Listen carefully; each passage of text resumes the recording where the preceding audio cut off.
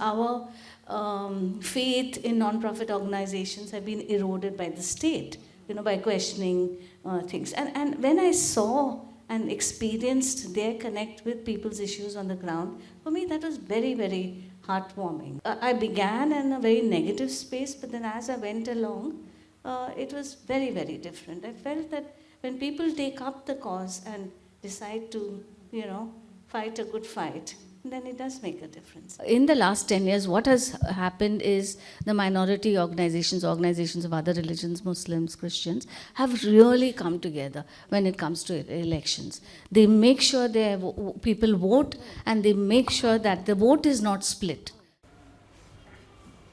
This is a very important film for a variety of reasons. Apart from the fact of it being made so well, because it was a civil society movement maybe, the range of women who participated in the movement and for basic things. So how did you hit upon the idea of doing that?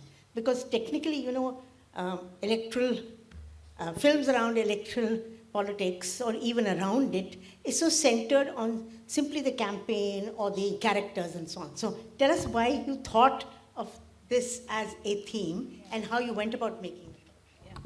Yeah, I think being a woman filmmaker, I always look at foregrounding voices of women, and especially in our politics, it's completely missing, Wherever we went, that was our first thing, is to find women and make sure that we get something from them. And what was really nice along the way was that we noticed that women are so... Okay, first that they talk about their livelihood, they talk about struggles which are important, unlike discussing some major ideology. They're talking about daily struggles because they live with that. But the other thing I really liked is they're so light about it. They laugh, they giggle. They're not, that is what life is about, So I like that thing of, they don't pontificate. They live their struggle. So it really worked well. As we started meeting more and more women and asking them to talk, we found that they were very articulate, they were very expressive and joyful. Otherwise it's such a boring, I sometimes I feel that documentaries, there's no joy. We're always talking about, no, I'm saying often it's very dukhi kind of thing, and we all try hard. So I found these women were showing me small, glimpses, small rays of light within those tough campaign. Because when we started filming, this whole Ram Mandir thing was really huge, and actually I was personally in a state of depression, because you say, okay, where's it going to go? But when we went with the crew on the ground, we saw how people were dealing with that. The groups of women that you managed to speak to are at two levels, because you have the activists of the Edulu Karnataka, and then you have the ordinary women whom you managed to meet and speak to and extract their responses from. So, questions like the Manrega and the failure of the Manrega to deliver, or the fact that you managed to get a wide range of women who have been active in other movements. And I like the fact that you drew in a radical left woman who also comes into the... So that the characteristic of the Edulu Karnataka is to reach out to sections of the democratic public, which is actually now invested in the idea of this democracy being wrested back from the mess that it's been come into with, whether it's Godi media or this or that or the other. So the space for actually interaction and mobilizing on critical issues is being lost because the rhetoric takes over. So I think that how did you actually create that map of different types of movements and different types of activists coming together? So Edelu Karnataka is a coalition of diverse movements, labor, farmer, feminist, women's movements, and human rights, many land rights. So they were together. The challenge that they face in their campaigns is how do you bring these diverse voices together, and hold them and have one singular message. See, they're operating on very limited funds, like us, and they had just one goal: is to get the secular vote to vote, to make sure that the secular voters are not. So, so in a way, their reach, the activists are very, very closely connected to what's happening on the ground. And so, in a way, through this film also, over the years, our faith in non-profit organizations have been eroded by the state, by questioning things. And when I saw and experienced their connect with people's issues on the ground, for me, that was very, very heartwarming, So I began in a very negative space, but then as I went along, it was very, very different. I felt that when people take up the cause and decide to, fight a good fight, then it does make a difference. I mean, of course, it's changed now a lot since we finished the film with SIR and, all those things. But that's politics for you, and it has nothing to do with this movement. Well, actually, it hasn't completely gone. No. Because if you notice that one of the areas in which Rahul Gandhi sought to put the election commission on the mat was over the malpractices in Karnataka and in Bangalore itself, So those fake votes and whatever, which became the basis for a certain kind of campaign that came out of this space. And I think that the activists of the Edulu Karnataka were quite instrumental in carrying on conceptually and otherwise the arguments that they had gone to. I mean, the wresting back democracy is also wresting back from corruption, wresting back corrupt practices, from issues which are actually not critical from the point of view of the people. So in that sense, it's up. But okay, let's park that. What the other thing that I noticed, and then I'll throw it open to the audience, what's left of it. But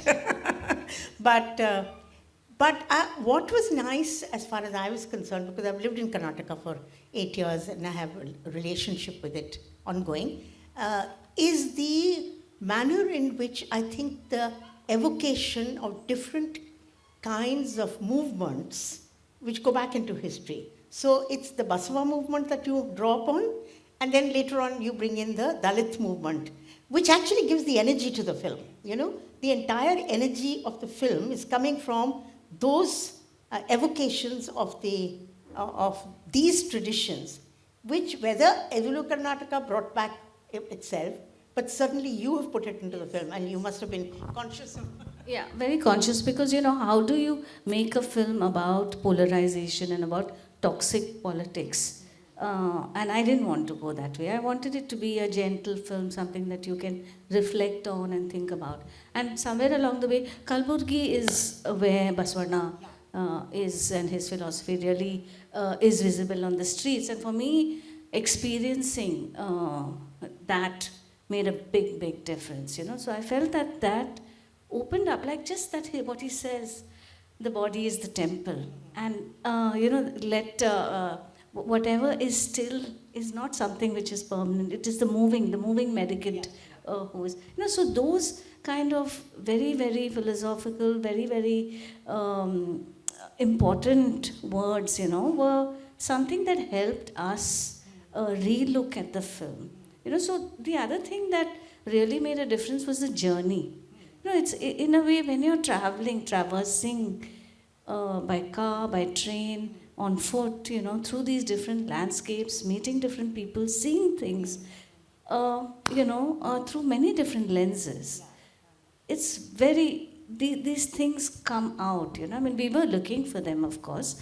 And one of the reasons is because, in a way, BJP has taken over the cultural sphere, the cultural part of our lives by monolithic kind of religious practices and beliefs. And there are these small Sufi sons in Karnataka who are still practiced, and people believe them. And this really lovely old man says that Basva Buddha Baswa Ambedkar. You know, so people were kind of, when you look for something, I think in a film, which I'm sure, Uma, you have experienced, they give it to you. You know, so, you know, we were in that meeting with under the tree, and I saw this guy. So it was a Dalit settlement, and I saw this guy with this basma on his forehead, and I was curious, and I started talking to him. And you know, he's an unlettered laborer, and he had so much of wisdom to, you know. So I mean, I feel that this is politics also. You know, it's not just about what you see on the. And if you go back and remember the hatred that was being projected even in Kalburgi, I mean, that's important for us to remember, that Kalburgi got killed, as Gauri Lankesh did.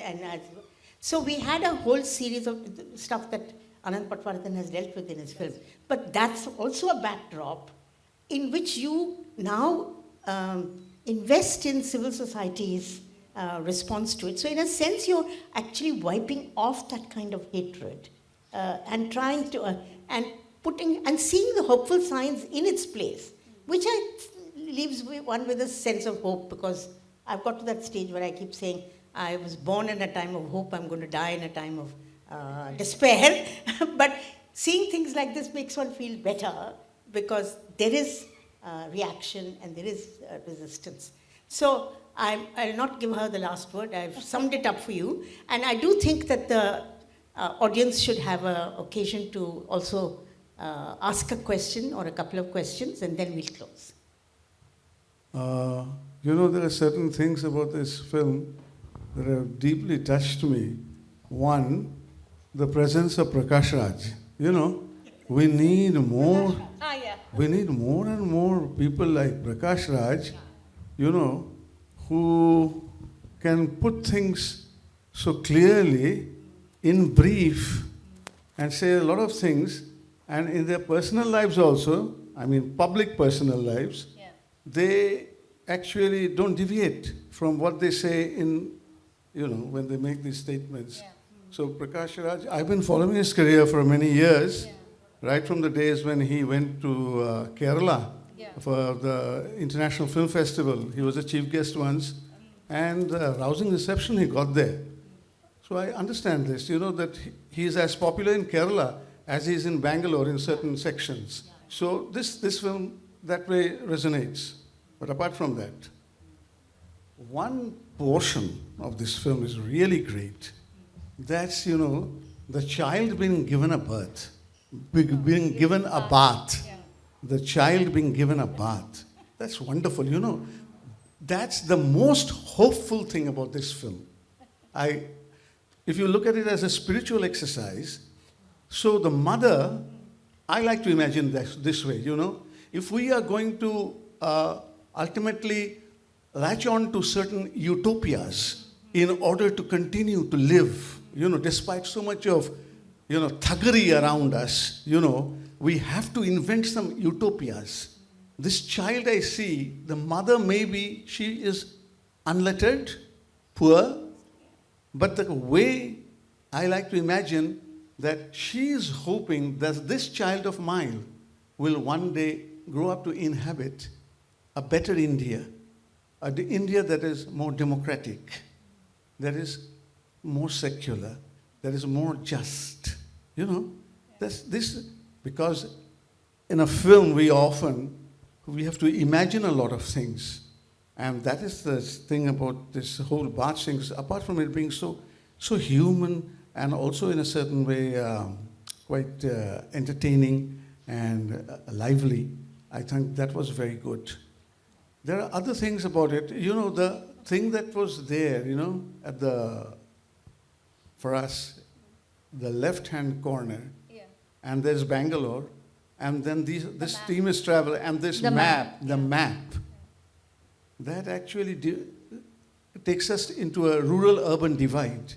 All the 7 seats in Bangalore city, the BJP has won, and we see the despair and the desperation among the people. But there are other seats in different parts where BJP, despite all their efforts, have not been able to win. And so this rural-urban divide thing is... They lost in Kalburgi. They lost in BJP, Kalburgi, yeah, come. but there are other points where they won. So the But whole, I'm glad that you saw the baby scene that way. I mean, yeah. that's the charm about wonderful thing about documentaries is the way people read it. Different people read it differently, and scenes like this allow for a more diverse kind of interpretation. They're not fixed. So I'm very happy to hear you say that. So we have one more question if anyone wants to, and then we'll close. Well, I just wanted to thank you for this beautiful and encouraging movie. I really enjoyed it. I'm a foreigner from Switzerland, and I really want to thank you for this insight of these powerful women. So I have just two questions. I was just wondering, why are women in Karnataka so confident? And secondly, as a journalist, I ask you, were you threatened while filming? Was it difficult to film? I mean, in the south it's very different from the north. So women are outdoors, out of the house, and so are they in the north. But the patriarchy is not as strong, and I think many of them have seen movements. Like the Baswarna in Kalburgi or West Sringeri, where I shot, there was a lot of literature and a lot of those kind of movements. So women, from the songs that you see in the film, their learnings are different. They're not reading or writing from books, but they have heard these songs while they're giving birth, while they're bathing the thing, and there's so much that gets passed on. And as Uma would have, a lot of the movements, the Dalit movements and all, they use songs, right, to talk about Ambedkar and his, and the whole Dalit movement. So, I feel that cultural exposure, which we've completely losing now, is what helps them, articulate their views. And the second thing was what? Threats. Yeah, no. I did. When I was shooting in that BJP thing, it was a little scary, and I was on my own. I was shooting on myself, and I didn't have my crew because they were somewhere else. And but I decided to just talk to young boys. There were only boys there, and just be very playful and not get very serious. But so you have to continuously, be careful with that in the spaces you are. They know that you're not on their side. So, but I was okay. I was in my home state and I speak the language, so in that sense, people accept me more. But I have a gloss on that. I think you have that lovely account of the chap who's come from somewhere else, from Kolkata, and he's faking his BJP affiliations, and in the end he says, I'll actually vote the Congress. So No, so he's not. No, so what happens in these, again, it is a reflection of what is in these big spaces. All the other boys were for the BJP. He's the only one. And he thinks I'm the BJP. But from my questioning, he's somewhere. It's a long half an hour chat we've talked about many things. He's actually a karigar. He's actually an embroidery worker, from Murshidabad or somewhere. And he somewhere kind of figures out that I'm not that side. And he says, no, when I came in, somebody put that shawl on me. So, that thing, it's how smart he is. He felt that confidence to tell me that he was not going to vote for the BJP. So, I thought I liked that, to see how crowd mentality and behavior works and how people feel pressure. Well, okay, then that's the last.